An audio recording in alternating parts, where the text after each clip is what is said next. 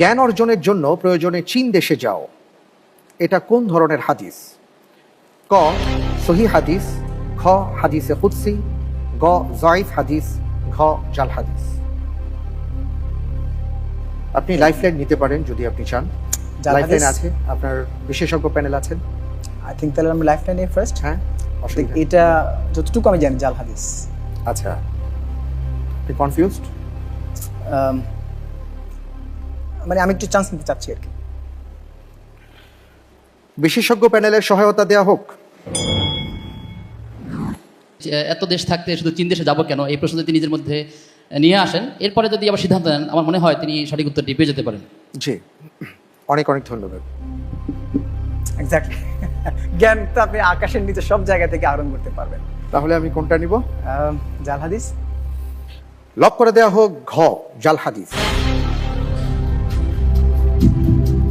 আপনার উত্তরটি সঠিক হয়েছে, আলহামদুলিল্লাহ। আলহামদুলিল্লাহ। জি, রাসূল সাল্লাল্লাহু আলাইহি ওয়াসাল্লাম এই কথা বলেননি, এটা একটি প্রবাদ বাক্য, যদিও চমৎকার কথা নিঃসন্দেহে। অবশ্যই।